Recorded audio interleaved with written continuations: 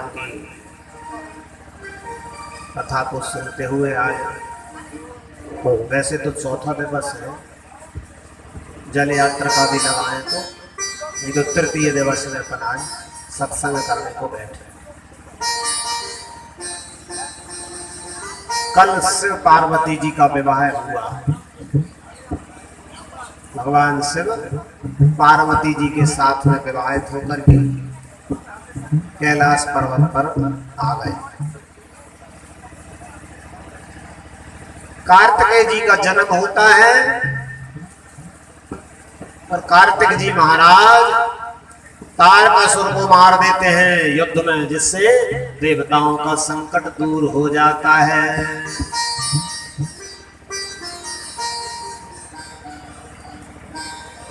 भगवान की जो कथा है उसके बारे में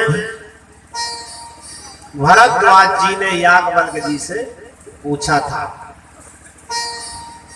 गोस्वामी जी ने कथा कहां से प्रारंभ की थी?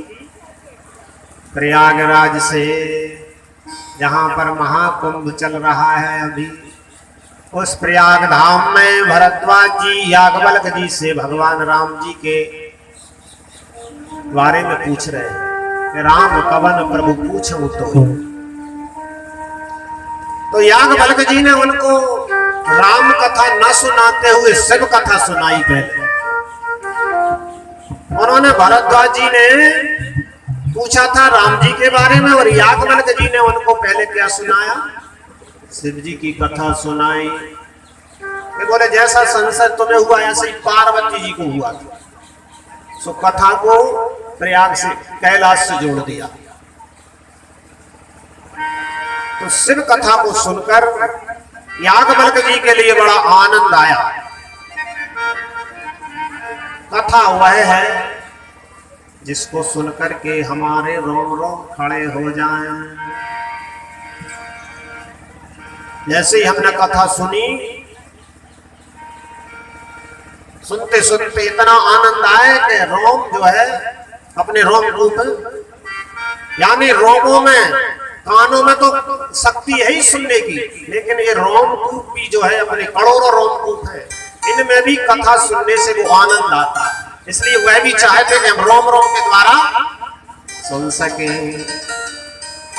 शंभु चरित सुन सरस सुहावा, शंभु चरित सुन सरस सुहावा, शंभु चरित सुन सरस सुहावा, भरद्वाज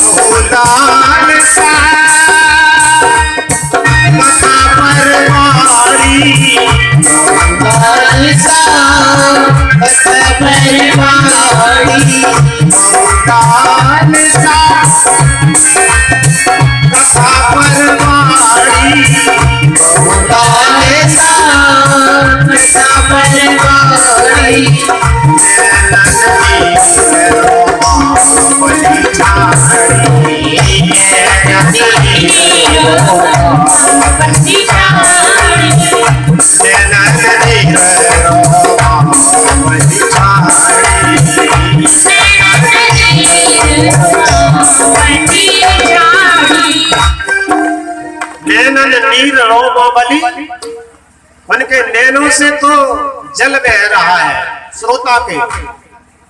यह दशा श्रोता की हो सकती है, वक्ता की नहीं, क्योंकि वक्ता यदि रोने लगेगा, कंठ अवरुद्ध होगा तो क्या बोलेगा? वो आनंद श्रोता को जो आ सकता है वो वक्ता को नहीं आ पाता। और वास्तव में सुनने का ही बड़ा महत्व है। कहने वाले तो कुछ भी कहते रहे, अपने मुख से कह दिया, लेकिन सुनने वाला समझता कथा हो रही है तो उसका सम्मान भी करते हैं, उस पर चलते भी हैं। श्रोता ये कि अपने साथ में शेर जरूर लाए हैं, अब भाई शेरों को बिठाएं कि तुम्हें बिठाएं।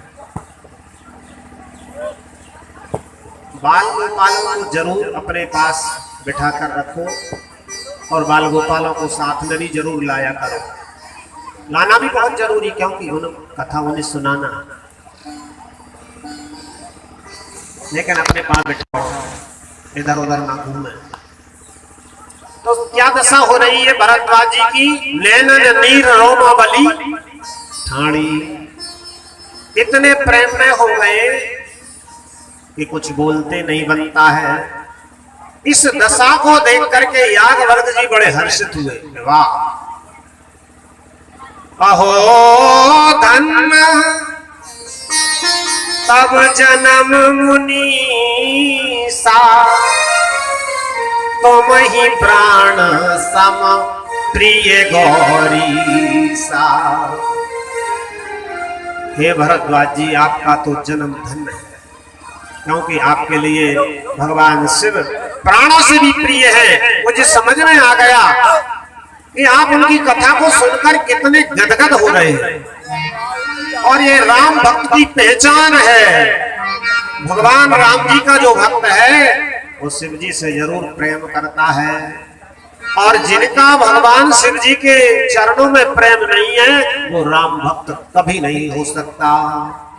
शिव पद कमल जी नहीं रति नाही, राम ही तेरे सपने होना सुहाई।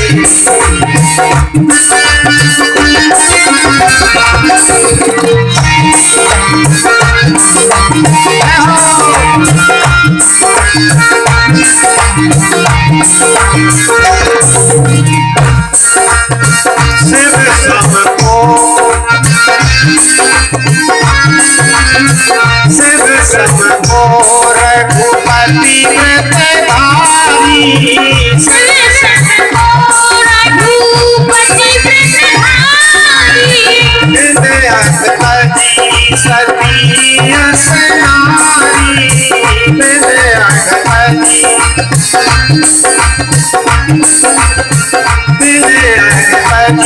सती असनारी। शिव पद कमल जी नहीं रति नाही, राम ही सपने होना सुहाई।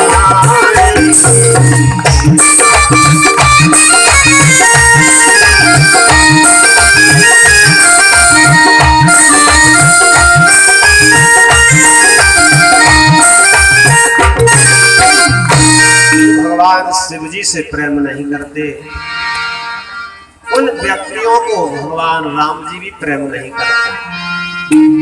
इसलिए राम भक्त की यही पहचान है। याज्ञवल्क्य जी कहने लगे, जो शिव कथा सुन सकता है वही राम कथा सुनने का अधिकारी है। इसलिए मैंने पहले आपके मर्म को जानना चाहा। तुम भले ही पूछ रहे थे राम जी की कथा, मैंने शिव जी की कथा सुना करके जाना मर्म तुम्हारा। सोची सेवक तुम राम के, रहते समस्त बेकार। अब मैं आपके लिए राम कथा सुनाऊंगा। भगवान भोलेनाथ जब कैलाश पर रहते हैं, बहुत समय व्यतीत हो गया। एक दिन उनके मन में विचार आया, चलो वट वृक्ष के नीचे चले जाए। तो कैलाश पर्वत कैसा है, गोस्वामी जी ने कैलाश पर्वत का भी वर्णन किया है। परम रम गिरवर कैलाशु, परम रम रमणीय, सुंदर। सुंदर जो अपन कहते हैं ना, कोई सुंदर हो, लेकिन सुंदर थोड़ा निम्न क्वालिटी का शब्द। रमणीय, उधर रमणीय से भी नहीं, परम रमणीय। ऐसा परम रमणीय कैलाश पर्वत है जहां पर सोने चांदी की भूमि है। ऐसा कैलाश, रत्नों का तो कोई खजान ठिकाना ही नहीं है, खजानों का तो परम रम्य गिरवर कैलाशु, उस कैलाश पर्वत पर कौन रहता है? सदा जहां शिव उमा निवासु।